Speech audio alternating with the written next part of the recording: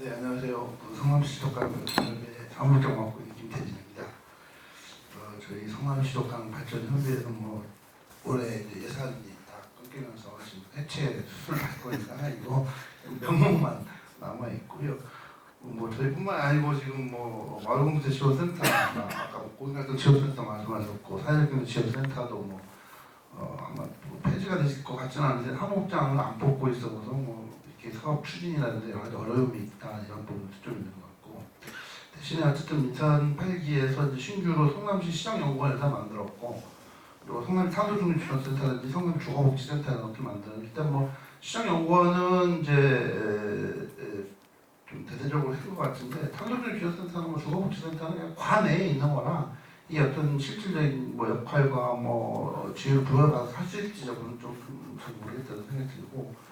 그리고 또 하나 중요한 부분은 사실은 우리가 이렇게 예산제도에서 시민참여 예산제도나 프렌즈 예산제도가 실시되고 있고 좀 자리를 좀 잡고 있는 부분인데,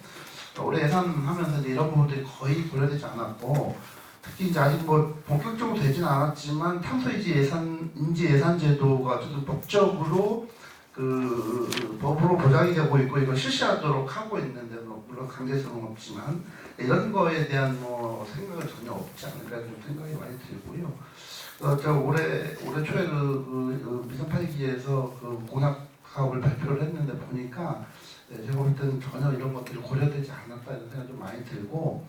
특히나 이제 4차 산업혁명 시대에 스마트 도시를 만들겠다고 공약을 하고 있는데,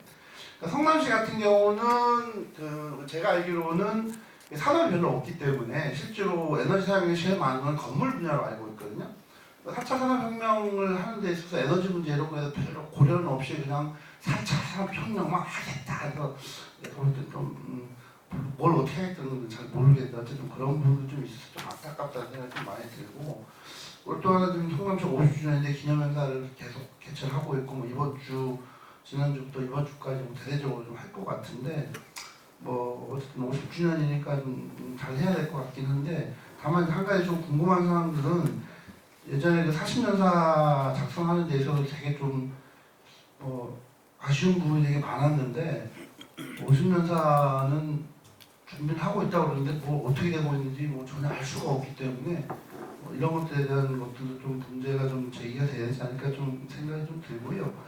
제가 참고로 사회적 기업 관련된 공문 내용을 좀 거기 참고 자료를 실었는데, 이게 지난주에 온 공문인데 어쨌든 내년서부터는 직접 지원하는 걸 다 끊겠다, 이게 정부 방침이기 때문에 이렇게 따라간다 이런 걸로 이렇게 좀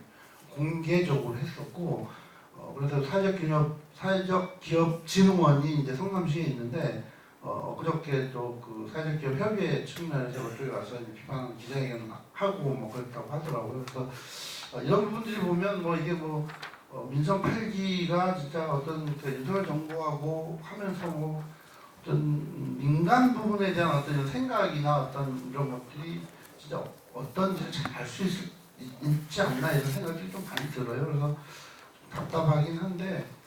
또 우리 김대중 재단은 이제 아직 민선 8기하고 대립적인 각을 세우는 건 아니라고 하기 때문에 너무 그런 공약 비판이라는 건 하지 말라고 그래서 그런 거에 대해서 제가 좀 분석을 해서 공개적으로 좀 얘기를 하려고 그러다가 그러면 다음에 기회가 되면 또 하는 걸로 하고요. 어쨌든 이런 중간지역 지원 조직이나 이런 것들이 좀 많이 없어지고 있고 좀 압박을 받고는 있는데, 그렇더라도 어쨌든 이런 자리라든지 아니면 다른 자리를 통해 여러 좀 네트워킹 기능들을 좀 어떻게든 좀 만들어서 이런 부분에 대한 대처를 좀 해나가야 되지 않을까 싶습니다. 그래서 그게 어떻게 보면 이런 오늘 사회적 거버넌스 해체 위기를 대응하는 어떤 그런 방책이지 않을까 이렇게 생각합니다. 예, 이상입니다.